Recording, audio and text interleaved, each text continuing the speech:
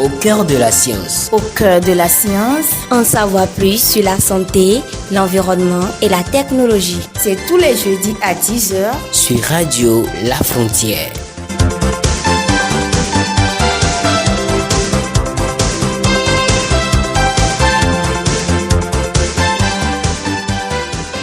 Mesdames et messieurs, bonjour. Bienvenue dans ce nouveau numéro de Au cœur de la science.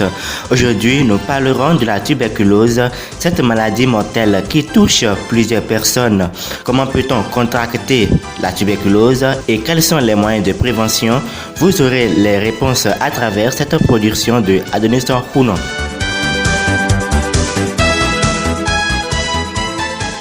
Maladie infectieuse potentiellement mortelle, la tuberculose est due à une bactérie dénommée bacille de Koch. Elle touche presque tous les organes de l'homme et peut attaquer tout le monde. Elle n'a pas de cause précise, mais des facteurs la favorisant. Dr Frédéric Alovok-Penhou est médecin généraliste au Centre national hospitalier de pneumophysiologie Lazaret de Cotonou. Il y a certains facteurs favorisant la tuberculose, surtout le premier lié, c'est la pauvreté. La pauvreté qui va faire le lien à la malnutrition. En dehors de la pauvreté, nous pouvons citer une infection à VIH. D'autres facteurs pourraient le favoriser. Le jeune âge d'un enfant. Plus un enfant est jeune, on sait que la capacité et l'organisme, son système immunitaire n'est pas encore bien huilé. Facilement, un enfant qui est au contact d'un sujet qui fait la tuberculose peut faire la maladie facilement. D'autres choses, c'est l'alcoolisme, le tabagisme. Il y a aussi le diabète qui vont rendre un peu faible l'organisme.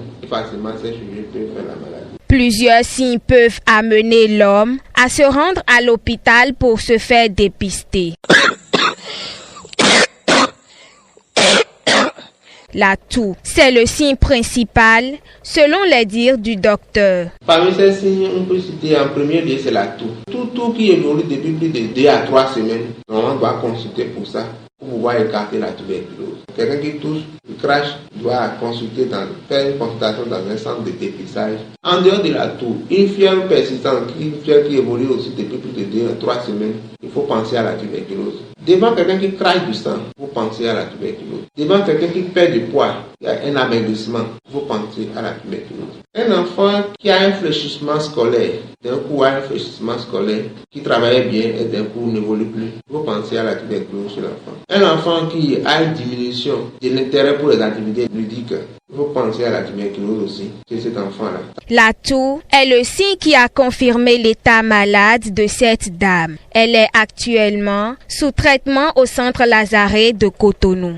Je sentais mal à la maison et je suis en train de tousser et j'ai venu à l'hôpital, on m'avait dit de préparer la toux. J'ai préparé la toux, ils ont vu tuberculose que j'avais cette maladie. Donc ils m'ont gardé pour mes traitements. Maintenant j'ai fait traitement jusqu'à 2 mois. Les 2 mois n'est pas encore fini. Je suis dans les 2 mois. Ce traitement se fera pendant 6 mois. Madame Rachel Sizogan est assistante sociale. Elle donne les étapes à suivre pour le traitement. Et si le crachat est positif, on le met sous traitement. Et le traitement dure 6 mois. Les 2 premiers mois, il prend ces médicaments devant l'agent de santé. Si les 2 mois finissent, on lui fait un contrôle, appelé contrôle du 2e mois. Et on le libère en lui donnant un stock de médicaments d'1 mois et demi qu'il ira prendre à la maison. Si ça reste 2 jours de prise, il revient. On lui donne une nouvelle dotation d'1 mois et demi encore. Il repart à la maison pour les prendre. S'il reste